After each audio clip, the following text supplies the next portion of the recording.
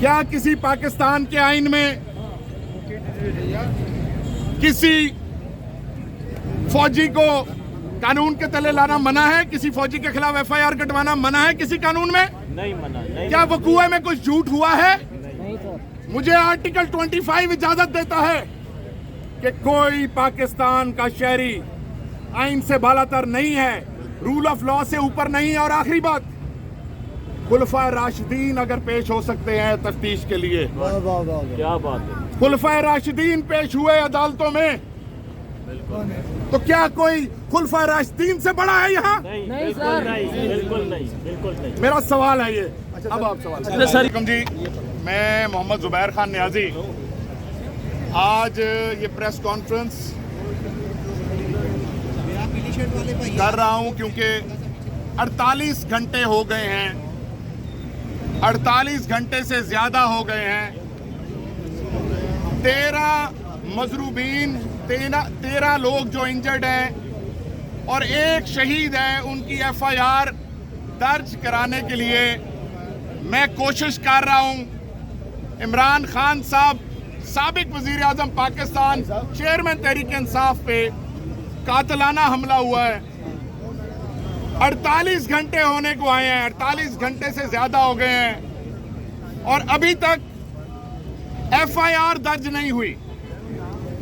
ये बात, ये प्रेस कॉन्फ्रेंस या ये जो मेरा मुद्दत में आना, मैं जो प्रेस उस एफआईआर का मुद्दई हूं, वो खान साहब के रिश्तेदार होने की हैसियत से नहीं हूं, मैं तहरीक इंसाफ के कारकुन होने की हैसियत से हूं और मैं चश्मदीद गवाह हूं उस वाकये का। मेरी आंखों के सामने यह वकूआ पेश आया, मेरी कानों ने सुना, मेरी आंखों ने देखा। मैं ये सवाल पूछना चाहता हूं आईजी साहब से भी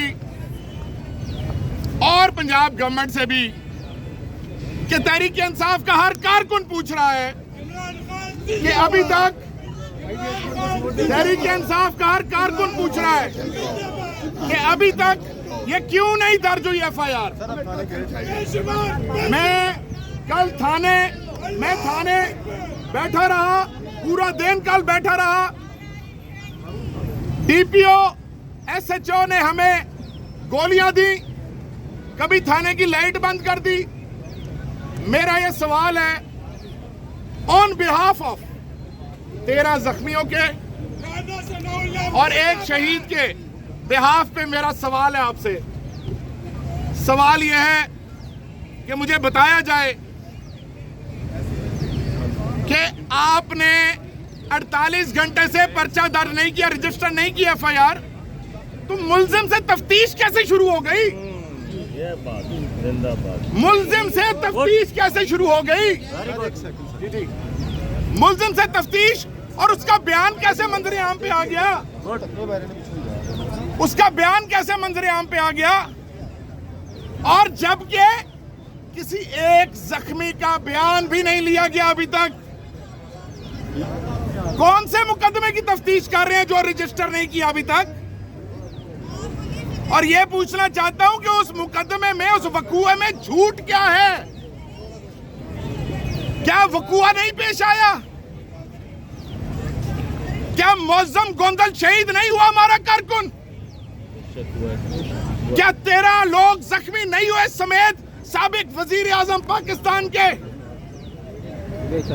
जिस वाकये को लेके इंटरनेशनल मीडिया में तूफान बरपा हुआ है, पूरी दुनिया में कश्मकश है कि आलमी सतह के लीडर इमरान खान पे हमला हुआ है, समेत 13 और एक शहीद के मारने की साजिश तो पूरे कारवान को थी। ये साजिश कहां तैयार हुई? ये किसका प्लान था?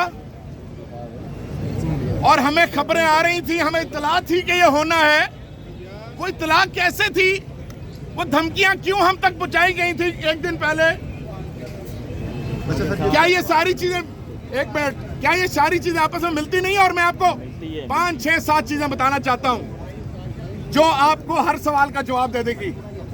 किसको तकलीफ थी इमरान खान से जिसकी हुकूमत खत्म करवाई गई, रिजीम चेंज ऑपरेशन करवाया गया, फिर उसकी पॉपुलैरिटी मुल्क में तूफान मचा रही थी, जलसे हो रहे थे बड़े बड़े।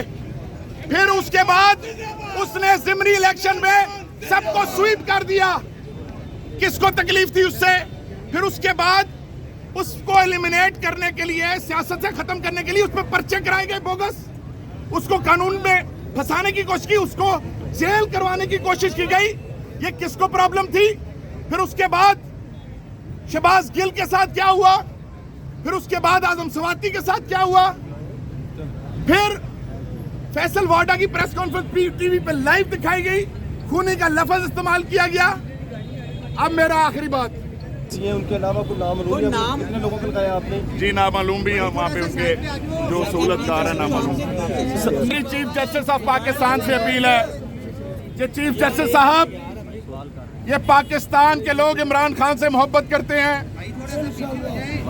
ये पाकिस्तान का 13 जख्मी और 1 शहीद के घर वाले चीफ जस्टिस साहब आपकी तरफ देख रहे हैं। बेशक देख रहे हैं। चीफ जस्टिस साहब, इंसाफ की अदालतें आपकी तरफ, इंसाफ की तवक्को आपकी तरफ है। ये जो FIR दर्ज नहीं हो रही है सर, क्या इनमें से कोई नाम निकालने का मंसूबा बनाया जा रहा है? देखिए, FIR हमने दे दी है और इंशाल्लाह हम उसी FIR को परसू करेंगे। हमने